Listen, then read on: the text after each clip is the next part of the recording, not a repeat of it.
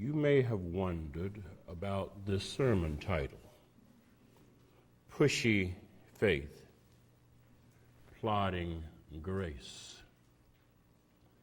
Some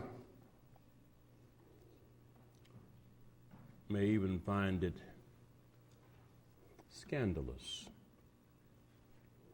The account in John's Gospel about Jesus turning water to wine at a wedding celebration is, however, more challenging than many faithful people find comfortable.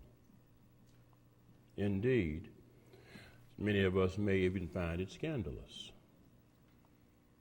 Some people, for example, may frown at the thought of Jesus being asked by his mother, who is always referred to in John's Gospel as the mother of Jesus, but never by her proper name, Mary, to use his divine power to produce more wine for a wedding reception where the guests have already drank a lot of it.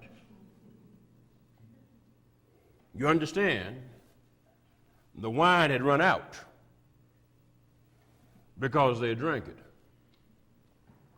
Imagine the talk in some congregations if the pastor was seen even attending a party where alcoholic beverages were served. Now think of the talk if the pastor was seen and later famous for supplying the alcohol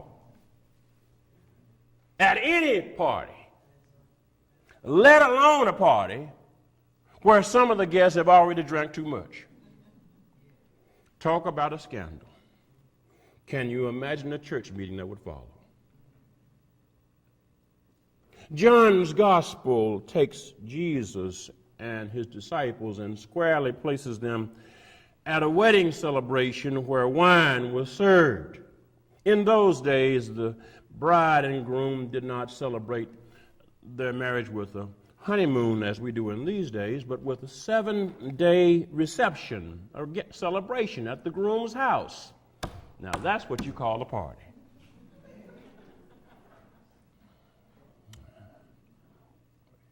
It's one thing to have a celebration of the wedding reception on the day of the wedding or another day, but imagine a 7-day party.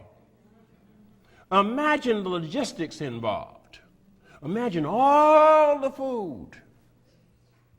Imagine all the cooking. Imagine all the cakes and cookies, coffees. Imagine all the wine. Wine was served.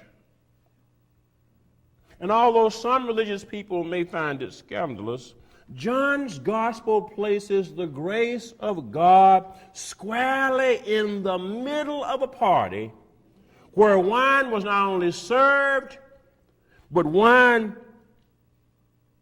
was resupplied by the Son of God. This lesson should correct anyone who thinks the people of God must always be dour and joyless. You know, if you get the notion that God doesn't have a good time, you didn't get it from Scripture. And you sure didn't read this text. Can you imagine a 7-day party where everybody's sitting around looking sad? Like they had a bit of lemon? No. This was, as we used to say back home, a wang-dang-do.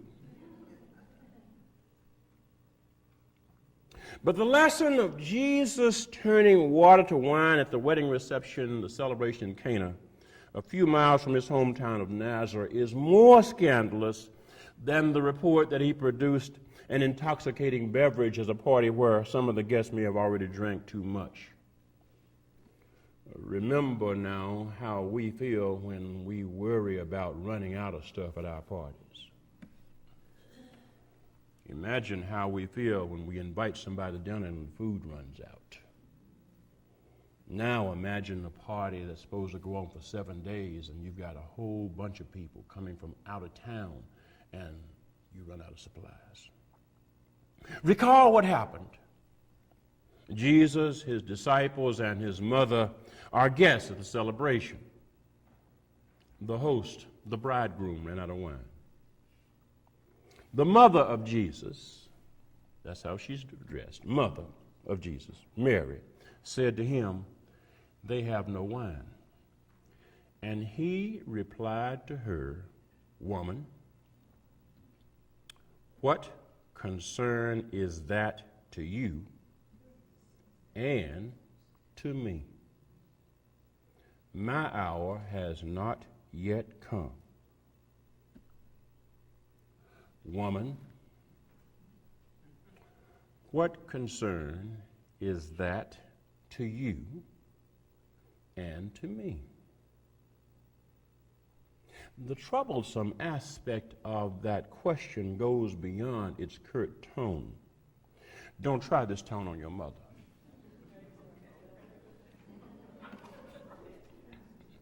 You know those commercials where they say, "Don't do this at home"? Don't try this with your mother. And if you do, don't expect a comfortable reaction anywhere, anytime, and especially out in public. Hello. That may be the last time you tell anybody anything is out. The scandal is that Jesus, the grace of God incarnate, not only seemed to have been unconcerned by his mother's concern. That's bad enough. He seems to have been visibly reluctant to address a need he must have already recognized, even after his mother brought it to his attention. What concern is that to you and me? That's a scandalous question to consider, coming from the grace of God in a world where some people don't have enough food to eat. What concern is that to you and to me? That's a scandalous question to consider, coming from the grace of God in a world where some children don't have clean drinking water. What concern is that to you and me? That's a scandalous question to consider, coming from God when people are struggling with life-threatening illnesses. When you go behind the wedding, before we get to the happy ending of the best wine coming out, we have to deal with this very scandalous, and I use that word intentional, question. What concern is that to you and to me? The account of Jesus turning water to wine has a happy ending, but not before we run into the scandal of what I call the plodding grace of God in the face of human need. Here is the grace of God in the face of a need. A bridegroom has planned his wedding party and he's run out of wine, and the grace of God says, "I don't care." What concern is that to you, mother? No, woman. And to me. It's a scandal because we are constantly challenged by God's plodding grace. It's very troubling. I don't know about you, but it's very troubling to me to think that God may say, "What concern is that to me?" As we are yearning and waiting and hoping and praying and openly needing deliverance from oppressive situations. When we are laying awake at night, worried with stuff, it's troublesome to read that question, what concern is that to you and to me? And to hear it from the mouth of Jesus. I'm not surprised when I hear that question from some folk. I expect some people to say that kind of stuff, but I don't expect that to come from Jesus.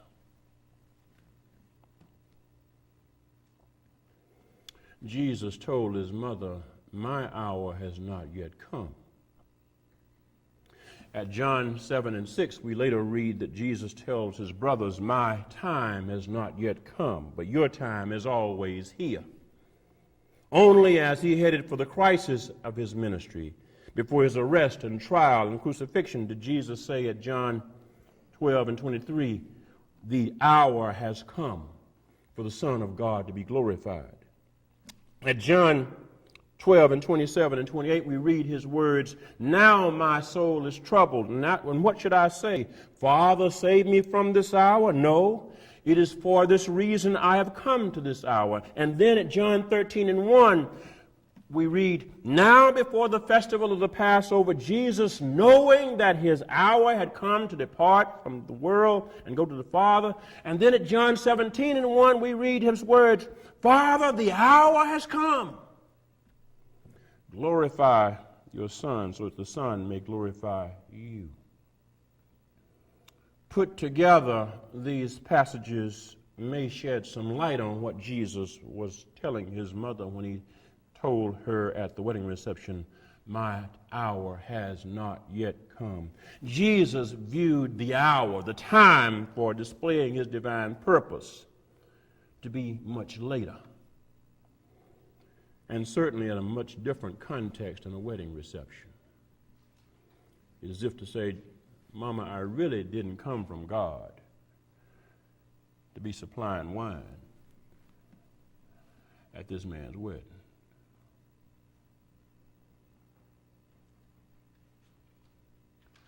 The grace of God does seem to plod along, doesn't it? In the face of human need. Suffering people need relief. Oppressed people need justice. Grieving people need consolation. Wayward people need correction. And like the mother of Jesus, who recognized the wine had run out and felt that Jesus should have done something about it, you and I are spectators to human need. And often we are the needy people ourselves. Often the wine has run out in us. And in these moments of crisis, we wonder why God doesn't act. We wonder why God doesn't act sooner to deliver us. We wonder what's taking God so long. The notion of plodding grace. We sing about amazing grace, but we have also to admit that we have to deal with God's plodding grace. And God's plodding grace in these experiences is challenging. And sometimes it's downright outrageous for us. It's scandalous. And the plodding grace of God also challenges our sense that God hears our prayers.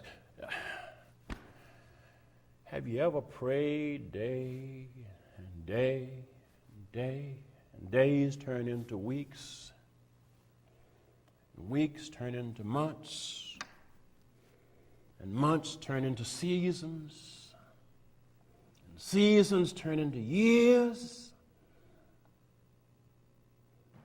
and you wonder, what's taking God so long?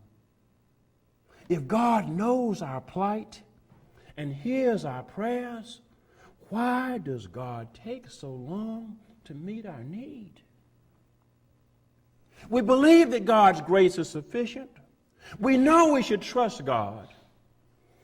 But as a friend of mine once remarked as we talked about a situation he faced, I know God won't put more on me than I can bear. I just wish God wouldn't trust me with so much. My hour has not yet come. We don't understand why the grace of God plods when we would have God rush.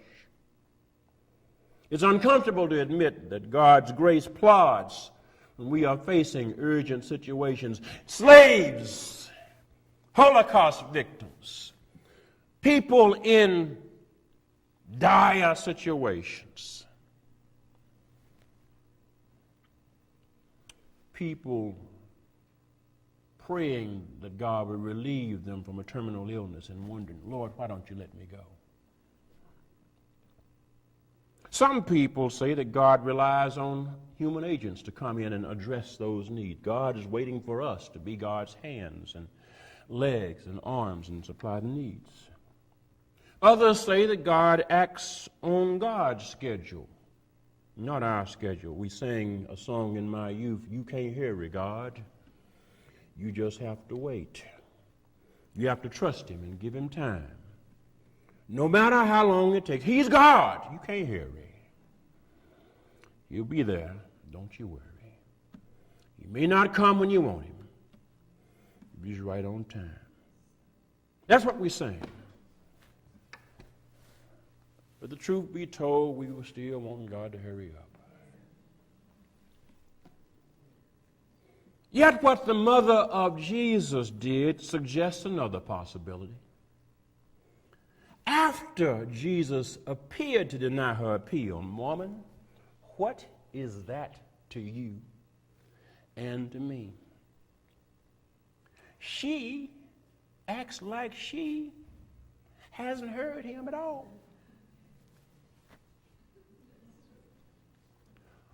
Like mothers often do, she acts like she didn't see what the baby did.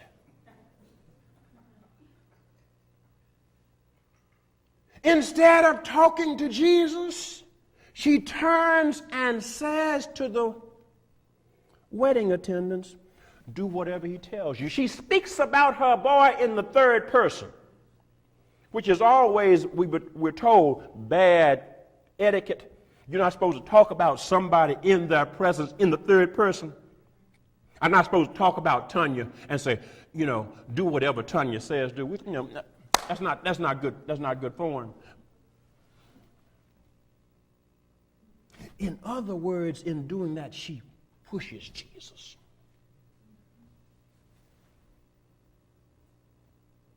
Do whatever he tells you. In other words, I'm through talking to him.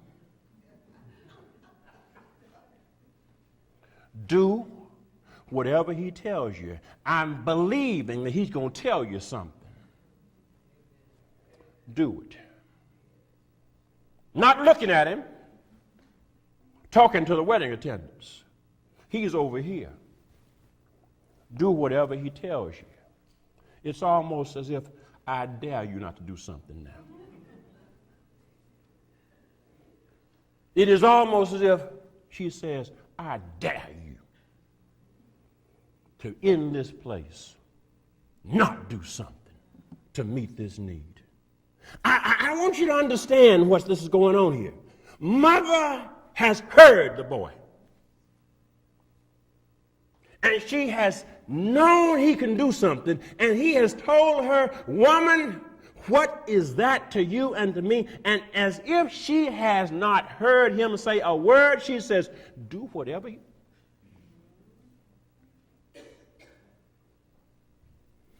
Pushy faith.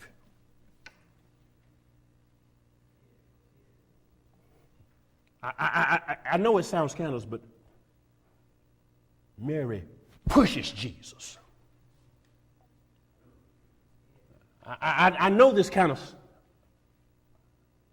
doesn't fit our notion of God, but this woman pushes God.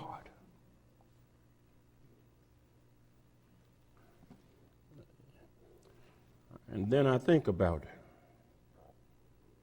that, and it dawns on me.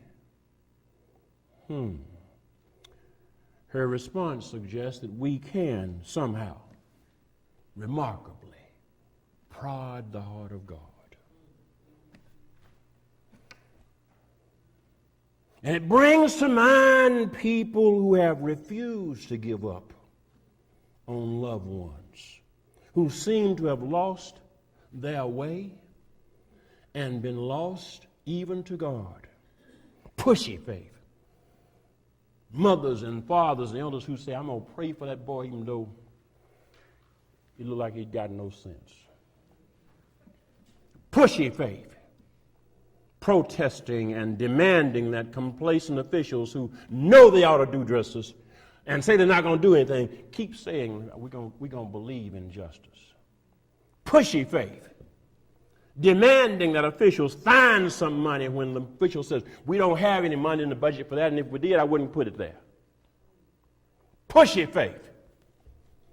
Pushy faith, demanding justice even when the unjust judge says, I don't act like I'm going to hear you. Pushy faith, going to the polls and voting even when the pollsters say you're going to lose. Pushy faith. Demanding that the politicians find a way when the politicians look like they've been bought and paid for by the rich folks. Pushy faith. Despite all the evidence of plodding grace, pushy faith believes a way can be made, as the old folks say, out of no way. Pushy faith is praying faith. Pushy faith is hoping faith. Pushy faith is overcoming faith. Pushy faith is the faith that makes miracles happen. And pushy faith may be the only faith we have. But the example of the mother of Jesus shows that pushy faith works. Pushy faith unlocks the storehouse of heaven. Pushy faith moves mountains.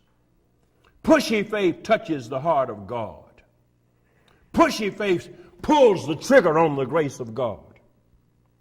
And because of pushy faith, slaves who were told you'll never be free stole away and found a way to get north to freedom. Because of pushy faith, freedom riders rode buses into the teeth of hell, and God moved. Because of pushy faith, peace protesters marched and boycotted until the apartheid regime in South Africa collapsed. Because of pushy faith, civil rights workers saying, ain't nobody going to turn me around. Turn me around. Turn me around. Ain't nobody going to turn me around. Margaret Jenkins wrote a song that sums up the tension we see in this exchange between Jesus and his mother at that wedding in Cana. She wrote, there's a bright side somewhere. Don't you rest till you find it. There's a bright side somewhere. So before the best wine appeared, that's the end of the story. The mother of Jesus had pushy faith. Thank God for pushy faith mothers. When the water pots were empty, the mother of Jesus had pushy faith. Thank God for pushy faith mamas and daddies. And thank God for pushy faith teachers who push us when we don't want to get our homework and push us. Thank God for pushy folks in the church who push us. Thank God for pushy church members and pushy preachers and pushy folk. She didn't know what Jesus would do, but she had pushy faith. And when the best wine did come out, the chief bartender didn't know where the best wine had come from. But the mother of Jesus knew. She knew it came from the heart of God who had been prodded by pushy faith. And now we know. Now we know. So, let's follow her example. In the face of all the need we see, in the face of all the, what is that to me, we hear. Let us be people of pushy faith. And like the mother of Jesus, let's see what the grace of God does then. Amen.